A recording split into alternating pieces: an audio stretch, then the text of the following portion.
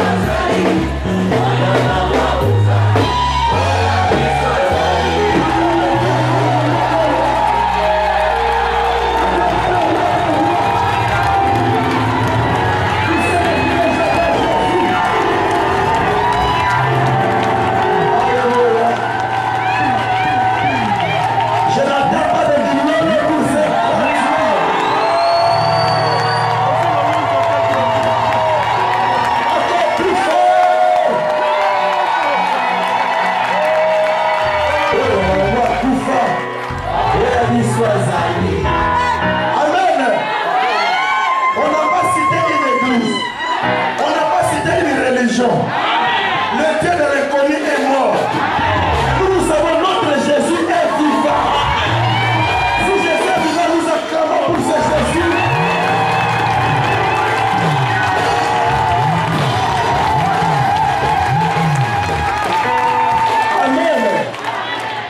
Nous sommes encore retrouvés dans cette salle aujourd'hui parce que notre Dieu est vivant.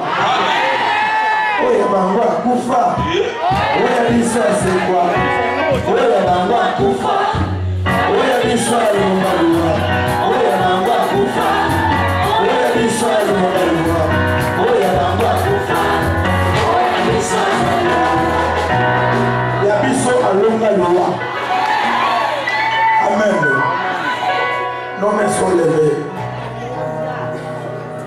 Seigneur, nous témoignons aujourd'hui devant cette assemblée que tu es vivant. Nous témoignons devant l'église miracle, Jésus-Christ de Nazareth est vivant. Ce que tu fais, aucune personne ne peut le faire. Ça me dépasse. Mais tu n'as fait que confondre les malins pour donner gloire à ton nom. Seigneur, merci parce que tu resteras Dieu d'éternité à l'éternité. Bénis encore cette église, bénis tes enfants, et le temps que nous allons passer pour le service et la parole soit entre tes mains dans le nom de Jésus-Christ. Amen. Et vous asseoir, que Dieu vous bénisse. Je dirais ceci, après la prière, les personnes qu'on était avec le dimanche passé, vous resterez pour que nous puissions parler avec vous les choses sérieuses de la maison de Dieu. Vous êtes des personnes que Dieu fait confiance, que l'Église fait confiance. Alors, après la prière, nous demanderons bien aimés de rester. C'est avec vous que nous pouvons parler des choses qu'on ne peut pas parler à tout le monde, mais avec vous nous pouvons partager. Alors, ceux qui étaient restés le dimanche, s'il y a de bonnes personnes aussi qui veulent s'associer à nous, des personnes qui vont servir Dieu, sans critique, sans quoi que ce soit, vous allez rester après la prière et nous allons parler ensemble. Amen. Amen. Ok, nous sommes dans notre sujet, nous sommes en train de parler sur les réalités spirituelles. Vous m'excuserez, je n'ai pas vraiment ma voix, vu que j'avais passé toute la nuit de jeudi dehors devant l'église en train de prier. Alors j'ai attrapé le foie qui a pris ma voix. Mais par la grâce de Dieu, nous allons parler de sa part. Amen. Amen. Nous parlons des réalités spirituelles. Nous avions commencé à énumérer les cas. La Bible dit, nous avions lu la livre des Romains, Romains chapitre 1, Corinthiens chapitre 2, plutôt où la Bible nous dit nous ne devons pas négliger certaines réalités spirituelles. Par expérience, nous avons vu des pasteurs qui sont devenus des infirmes. Nous avons vu des personnes qui étaient bien, mais leurs vies ont été détruites à cause de certaines négligences de la vie.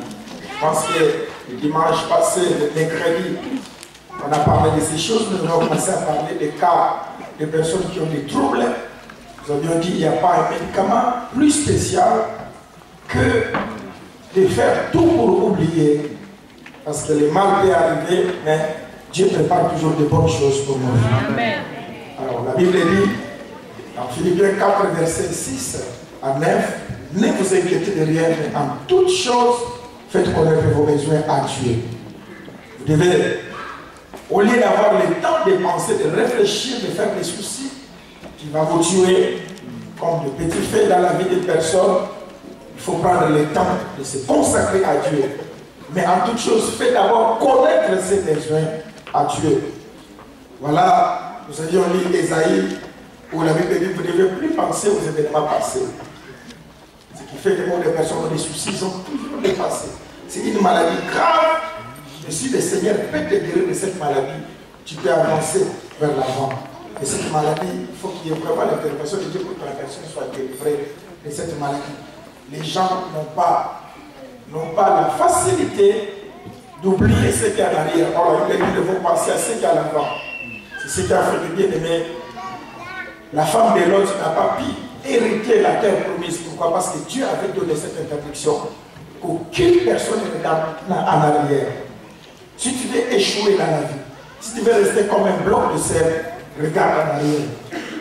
Si tu avais regardé en avant, si tu as continué, ils avaient pu arriver peut-être là où Dieu avait prévu dans leur vie, et tandis que cette femme est restée. La Bible dit qu'il pense que par ses inquiétudes, il peut même ajouter le nombre de vies dans sa vie. Nous allons parler des cas, le deuxième cas. Nous allons parler des personnes qui ont l'habitude de voir toujours le passé. De voir, qui se retrouvaient toujours quand il était au village, quand il était son père, chez son père, quand il était chez sa tante, chez son oncle, toujours dans ses songes. Il y a toujours ces choses. Quand il était encore étudiant, alors nous avions vu, la Bible dit ceci, quand les enfants d'Israël étaient en Égypte, Moïse a compris le secret. Il a dit à Pharaon, nous allons sortir, nous ne laisserons même pas un nombre. Nous sortirons avec tout ce qui est à nous. Pharaon a dit, vous les hommes, allez servir Dieu. Moïse a dit, quant à nous, de partir et de laisser quelques membres ou quelques parties de nos vies, nous ne pouvons pas le faire. Il s'est fait que beaucoup de personnes ont des soucis aujourd'hui. Pourquoi? Parce qu'ils ont laissé leur vie, soit au village. Vous allez voir des personnes qui ont vécu dans certains endroits, il s'est fait qu'ils ont laissé leur vie dans ces endroits-là.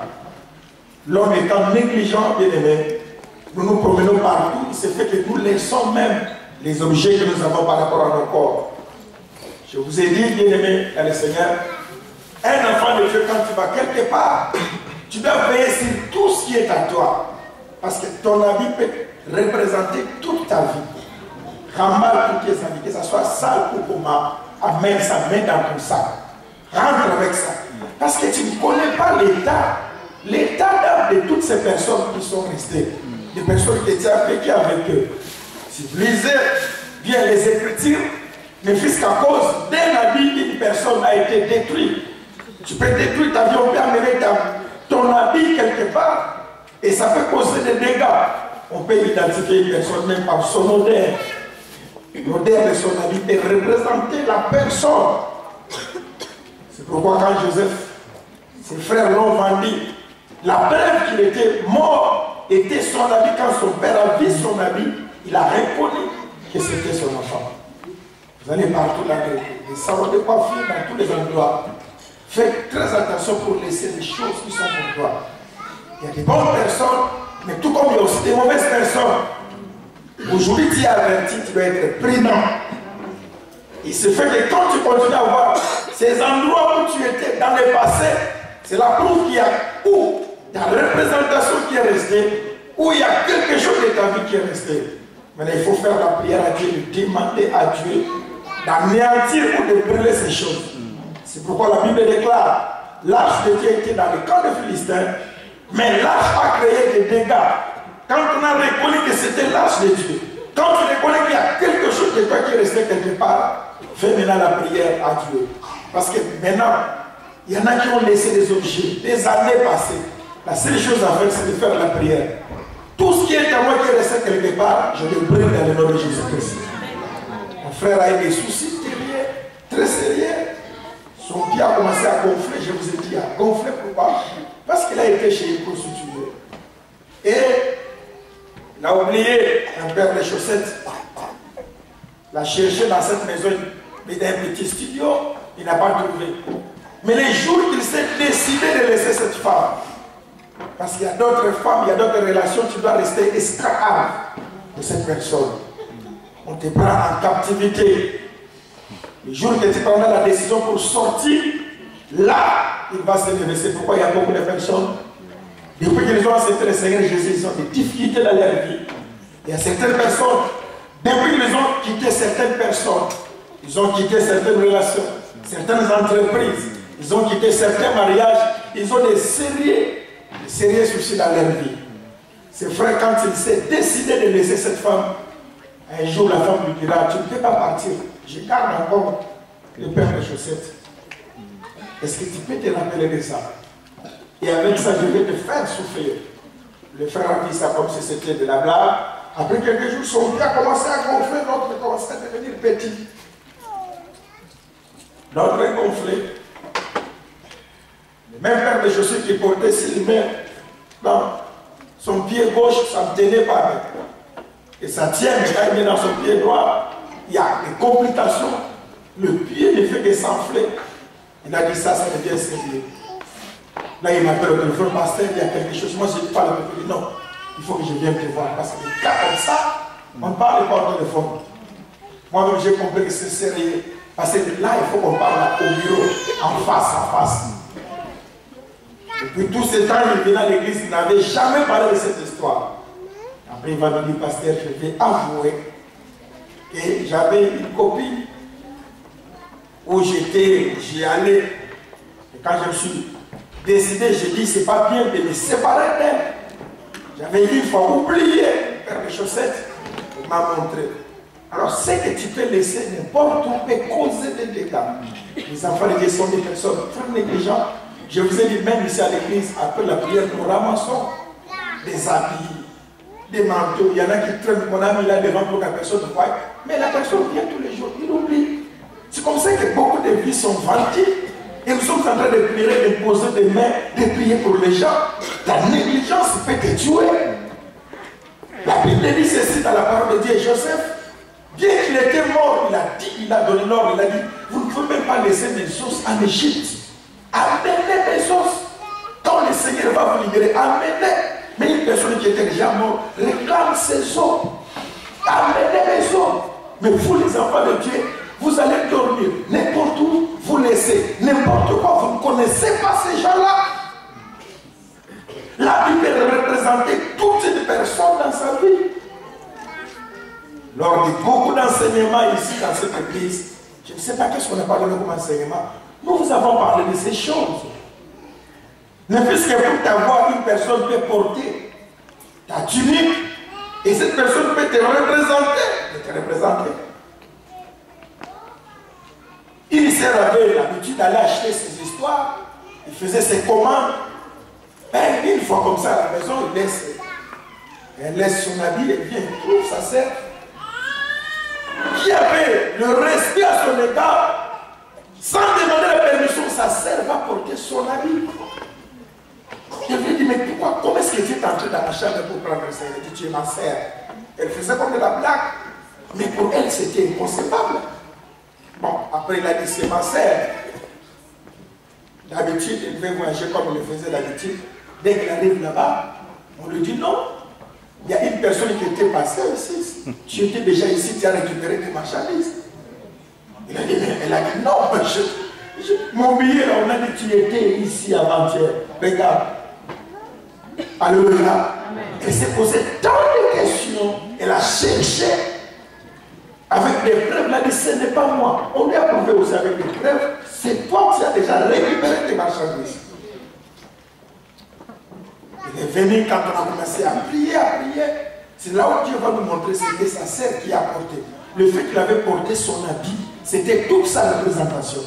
Qu'est-ce qu'on n'a pas vu, bien-aimé, dans la prière? Qu'est-ce qu'on n'a pas vu? J'étais en train de questionner les enfants qui étaient des sorciers. Pourquoi votre père ne trouve pas de travail? C'est petit, c'était les deux garçons, je ne me rappelle pas. Ils m'ont dit chaque fois avant que papa part au travail, chercher le travail plutôt. Quand il repasse son habit, nous on regarde l'habit qu'il repasse. La nuit quand on va dormir, nous portons cet habit. Nous amenons ça dans les ténèbres. Et après quand il va porter, là où il va aller, on va voir qu'il est noir. C'est pourquoi il y a des personnes qu'on te chasse inutilement. Vous êtes en train, on reçoit les personnes disent non, on ne te supporte pas. Parce qu'en toi on a mis une mauvaise chose dans ta vie. Nous avons dit ceci. La Bible dit dans le livre de Malachie, je vous jetterai les excréments sur le visage. Il y a d'autres personnes bien aimées dans leur vie, on les a jetées des saletés. Là, Malachie, c'est Dieu lui-même qui dit, je vous jetterai les excréments.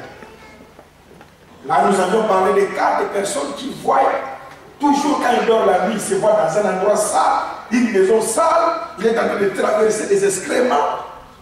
Alors ça, c'est une malédiction. Quand tu vois des histoires comme ça, jamais tu peux rester dans ta vie. Tu es une personne maudite, il y a la malédiction sur toi. Aucune personne ne peut supporter des excréments dans sa vie. Et quand Dieu dit, je vais vous balancer vos excréments, cela veut dire, bien aimé dans le Seigneur, qu'il y a une grande malédiction. C'est pourquoi je vous ai dit, même dans la vie, même dans les mariages, on ne peut pas blaguer à cette matière. Je vous donne ces exemples pour réveiller votre mémoire. La Bible dit, quant aux réalités spirituelles, je ne veux pas, frères et sœurs, que vous soyez dans l'ignorance. Combien de personnes bien aimées sont restées des maladies dans leur vie parce qu'ils ont négligé certains aspects. L'homme regarde ce qu'il frappe aux yeux, mais Dieu connaît le cœur. La Bible dit qu'il connaît le cœur de l'homme. Le cœur de l'homme est tortueux par-dessus tout. Qui peut les connaître? Qui peut les comprendre? Il n'y a que Dieu qui peut comprendre. Alors il y a certaines choses dans la vie, il faut être éveillé. Il faut être aveuglé jusqu'à un niveau où tu vas vendre ta vie. Je disais à ceux qui étaient avec moi à la prière, un homme qui était nanti dans la sorcellerie, il faisait à sa femme des scènes impossibles. Mais il faut avoir le discernement pour comprendre. Il vient entrer à la toilette, il fait ses histoires, il appelle sa femme, il dit, ah, j'ai l'eau de bimena, il y a son. Son au monde, vous savez, il y a votre. Qu'est-ce que vous avez? Même toi-même, tu as honte de regarder s'il est à toi. Alors ça, ce sont des signes clairs. On ne blague pas dans des histoires comme ça. Là, directement, il ne faut pas chercher, comme on dit de midi à 14 heures, il faut chercher à discerner. Mais combien de personnes par amitié, un ami qui les choisit, c'est toi, il ne demande même pas la permission directement. Je peux rester, tu es venu en vacances, du coup, il porte quelque chose qui est à toi. Ton soutien. Il est en train de faire semblant de rire. C'est quand on traîne à mon azur dans la tête. Ma sœur, même si c'est ton meilleur ami, tu ne lis pas de gars comme ça. Autant que tu es sévère physiquement, autant tu seras aussi sévère spirituellement. Quand tu ris beaucoup physiquement, spirituellement aussi, tu seras une personne qui rit. On va marcher sur ta tête. Et nous avons des histoires comme ça. Des personnes qui sont envoûtées dans la vie. Envoûtées. Vous voyez une personne qui son mari a appelé chaque fois aux toilettes et regardait ses santé. C'est une personne qui est envoûtée. C'est une personne envoûtée. Des constants des cas de personnes qu'on a vu de tels cas. Ce sont des personnes qui n'ont pas leur tête. Envoûtées à des niveaux élevés. Alors certaines réalités de la vie, il ne faut pas blaguer avec ça. Je vous en parle. Vous savez, quant aux révélations de la parole, s'il faut que je vous parle, je prends mon temps que Dieu m'explique certaines choses. Mais si le Seigneur veut que nous puissions y revenir à ces petits détails, des choses que nous négligeons dans la vie, tandis que les gens sont en train de vivre des histoires, alors vous devez vous réveiller. L'apôtre Paul dit, nous nous battons par l'air. Faire le constat de certaines disparitions des choses. Qu'est-ce que tu as perdu dans ta vie? Et faire la prière à Dieu. Tu ne peux pas laisser le moindre détail. Un habit que tu avais que tu ne vois pas. Quelque chose de ton corps. Surtout, il y a des éléments trop sensibles dans la vie. Le maillot de corps, des choses comme des chaussettes, ce sont des choses, ma sœur, qui caractérisent la vie d'une personne. Ce sont des choses qui montrent l'intérieur de la personne. Quand je porte ma chaussure, à moins que je lève ma bâton pour que vous puissiez voir la chaussette. Et c'est qu'on cache à l'intérieur. Ça fait la vie d'une personne. C'est pourquoi même pour Jésus, la Bible dit quand on a pris sa tunique sans couture, quand on parle de tunique, c'est ce qu'on garde à l'intérieur. Ce qui était de valeur, c'était la tunique qu'il gardait. C'est ce qui faisait la valeur de la personne. C'est pourquoi